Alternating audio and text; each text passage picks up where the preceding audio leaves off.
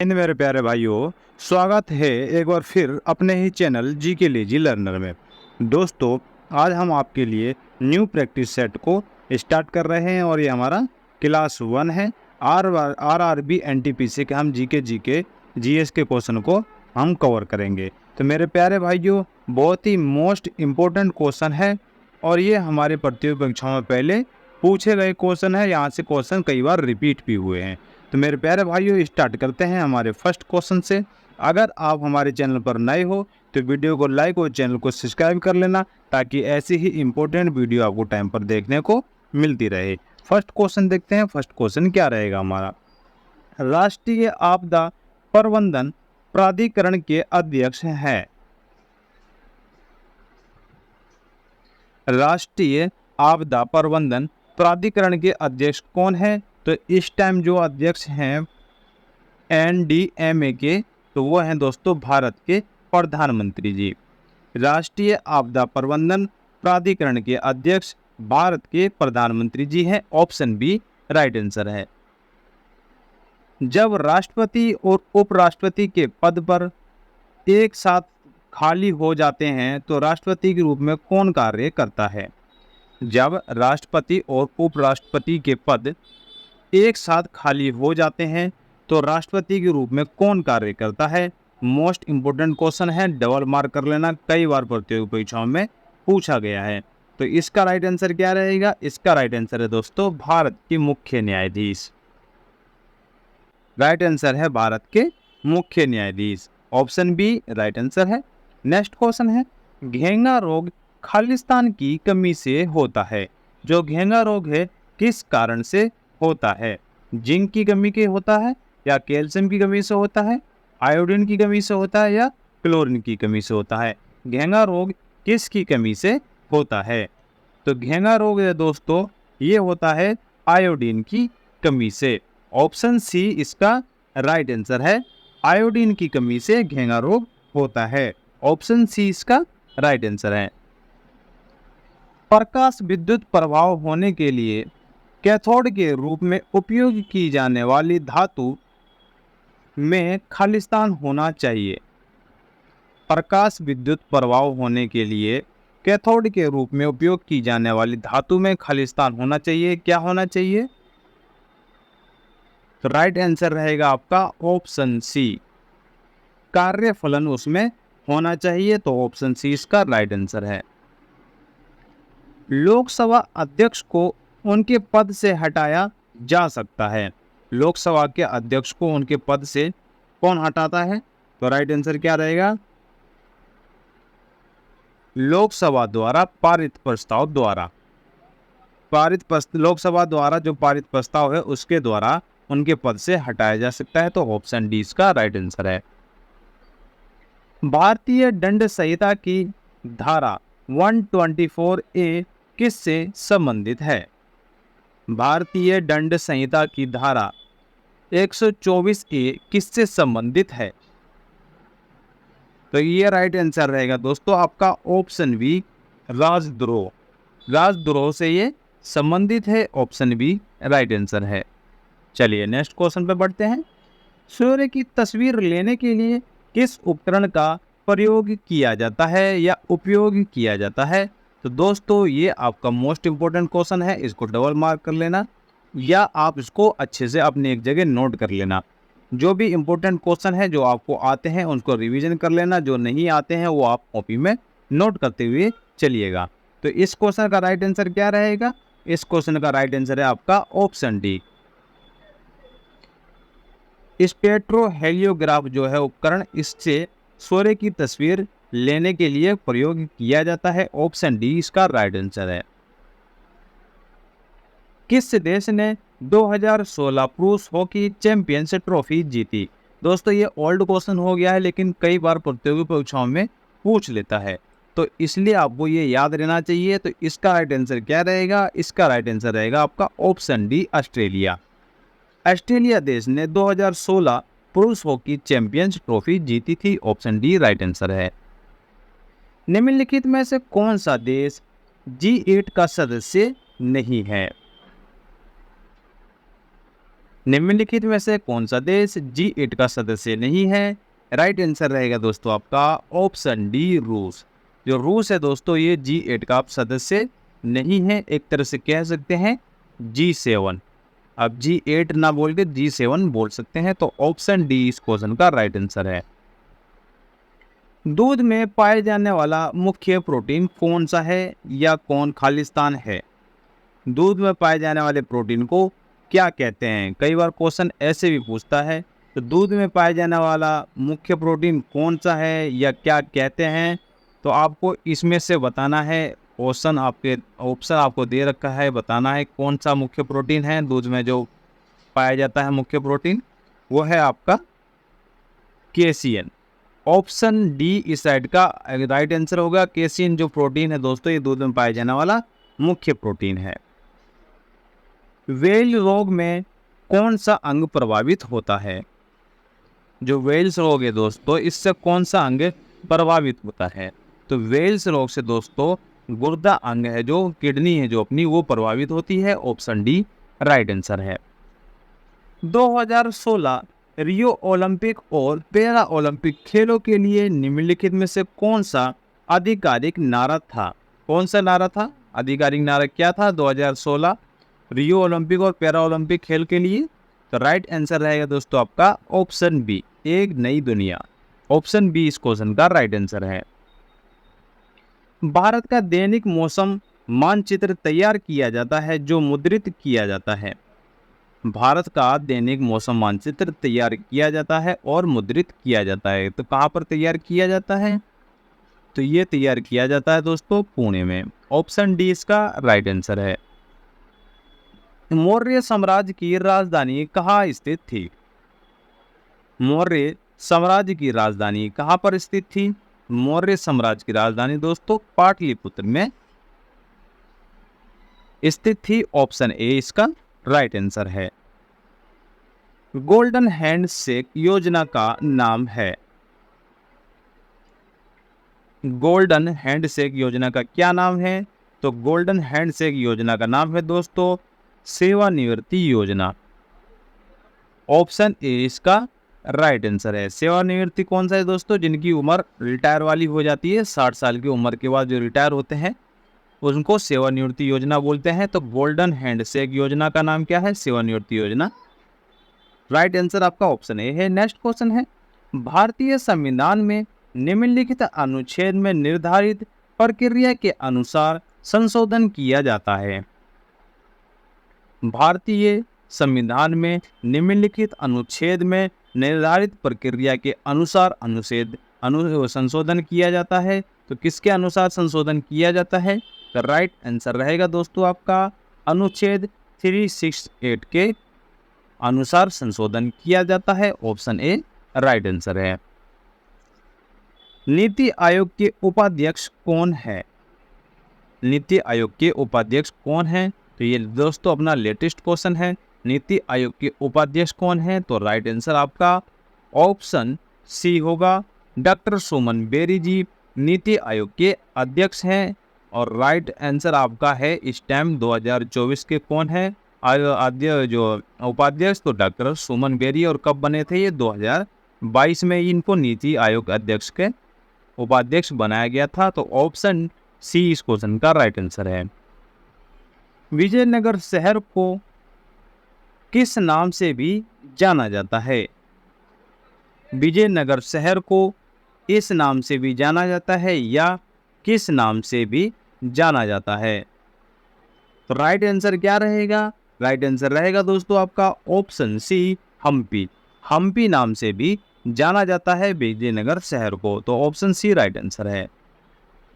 तुगलक वंश के निम्नलिखित में से किस सुल्तान ने चांदी के बजाय तांबे के सिक्के जारी किए थे? किस सुल्तान ने चांदी के बजाय तांबे के सिक्के जारी किए थे जो कि तुगलक वंश के थे? तो राइट आंसर क्या रहेगा? तो इस क्वेश्चन का राइट आंसर क्या रहेगा? इसका राइट आंसर है दोस्तों आपका ऑप्शन बी, मोहम्मद बिन तुगलक। ऑप्शन बी इसका राइट आंसर है। निम्नलिखित में से कौन सा क्षेत्र भूकंप के लिए सबसे अधिक संवेदनशील है? निम्नलिखित में से कौन सा क्षेत्र या क्षेत्र भूकंप के लिए सबसे अधिक संवेदनशील है? राइट आंसर रहेगा आपका ऑप्शन बी, गंगा ब्रह्मपुत्र घाटी जो है दोस्तों, ये भूकंप क्षेत्र के लिए सबसे अधिक संवेदनशील है। ऑप्शन बी राइट आंसर है। शहद जिसमें चीनी की उच्च सदंत्रता होती है, सड़ता नहीं है, किस कारण वो खराब नहीं होता है? किस कारण शहद खराब नहीं होता है? राइट आंसर रहेगा दोस्तों आपका ऑप्शन सी, बैक्टीरिया उच्च अस्माटिक शक्ति के घोल में सक्रिय अवस्था में जीवित नहीं रह सकते क्योंकि पानी बाहर निकाल दिया जाता है। तो इस क्वेश्चन का राइट आंसर आपका ऑप्शन सी रहेगा। अच्छे से याद कर लेना दोस्तों, शहद किस लिए खराब नहीं होता है। सभी को पता है शहद लॉन्ग टाइम तक सही रहता है, किस कारण रहता है तो आपको मैंने ऑप्शन बता दिया है, तो अच्छे से नोट कर लेना। कम तापमान पर शीशा किस प्रकार व्यवहार करता है? कम तापमान पर शीशा किस प्रकार व्यवहार करता है? अगर कम तापमान है तो शीशा कैसा व्यवहार करेगा? राइट आंसर है दोस्तों सुपर कंडक्टर का व्यवहार करेगा। तो ऑप्शन बी इसका राइट आंसर है। नेटवर्क में एक स्टेशन से दूसरे स्टेशन के बीच जाने के लिए उपयोग किए जाने वाले छोटे संदेश को खालिस्तान के रूप में जाना जाता है। किस रूप में जाना जाता है? तो इसको दोस्तों टोकन के रूप में जाना जाता है। ऑप्शन ए इसका राइट आंसर है। निम्नलिखित में से कौन सा एक प्राकृतिक बहुलक है? निम्नलिखित में से कौन सा एक प्राकृतिक बहुलक है? तो राइट आंसर रहेगा दोस्तों आपका ऑप्शन डी, स्टार्च। स्टार्च दोस्तों एक प्राकृतिक बहुलक है। ऑप्शन डी राइट आंसर है। कौन सा स्तनधारी अंडे देता है? 4 ऑप्शन दिए गए हैं, बताना है आपको कौन सा स्तनधारी अंडे देता है। तो इस क्वेश्चन का राइट आंसर रहेगा दोस्तों आपका ऑप्शन डी। जो प्लेटिपस है दोस्तों, ये जो एक स्तनधारी है ये अंडे देता है इन ऑप्शनों के हिसाब से।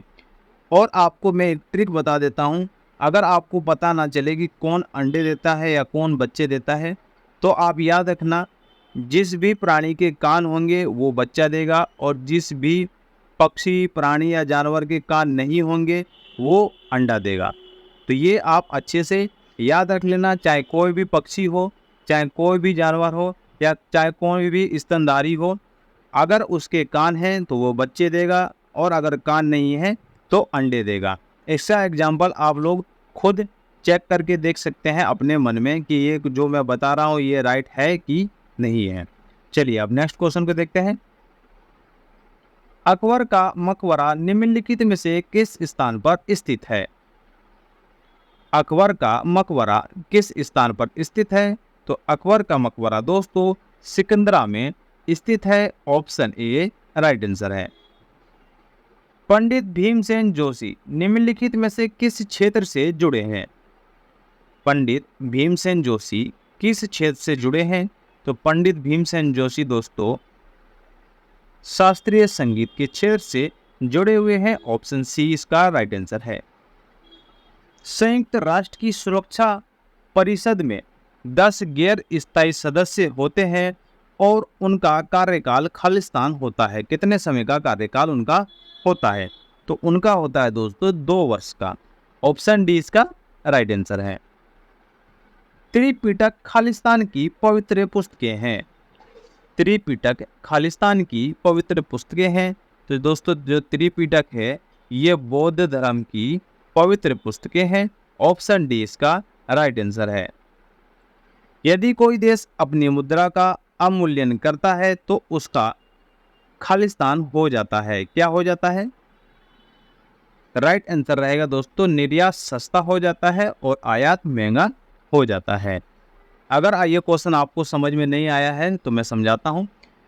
यदि कोई देश अपनी मुद्रा का अवमूल्यन करता है, यानी कि अगर अपनी मुद्रा को, जैसे कि उसकी कीमत 80 रुपये है, $1 में अगर 80 रुपये है और अगर उसको 85 रुपये करता है, तो क्या उसका नुकसान और क्या उसका फ़ायदा है?